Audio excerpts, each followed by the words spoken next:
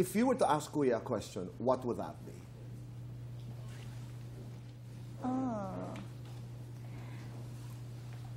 Siguro, ano yung mga bagay na ginagawa mo sa amin dati ni Ate Ra na namimiss mo ngayon?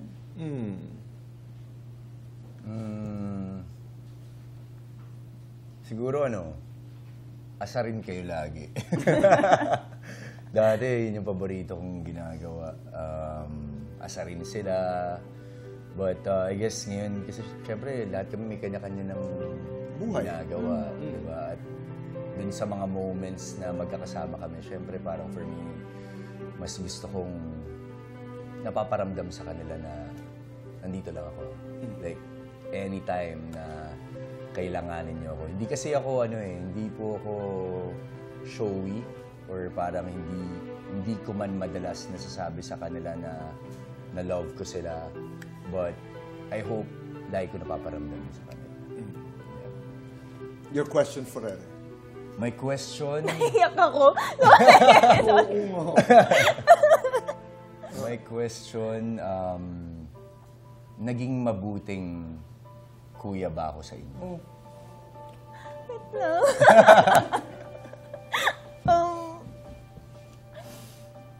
Oo naman. Oo, sobra.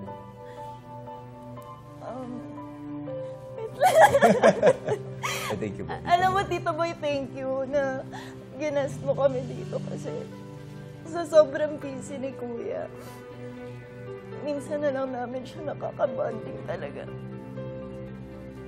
So, to answer your question, yes, sobrang buting Kuya. Like, kung ako bubuhayin ulit sa mundong to, si Kuya yung pipiliin ko magiging kapatid pa rin. Love you. But ako, ang nakikita ko lang, find a way.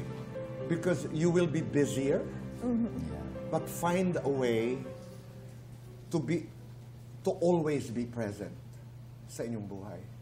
Oo, ituturo tayo doon ng Panginoon. Oo, find a way. You'll find that way. Yeah. I guess malaking bagay talaga to, Tito Boy, na nag-guest mo kami because feeling ko yung mga gantong moments yung nagpapaalala sa atin na parang may mga taong mahalaga sa atin na hindi na natin madalas nakakasama or parang hindi na natin madalas napaparamdam sa kanila kung gaano sila kahalaga at kung gaano natin sila kamahal. So, thank you. You're welcome. Mga pagkakataon din na nasasabi mo ang mga bagay na ang akala mo dahil na ipaparamdam mo, pinagdaanan ko rin yun, ay alam na nila. Yeah. Minsan kinakailangan sabihin. Yes. Diba? Thank you po. But praise God. Praise God. I mean, this is a beautiful relationship.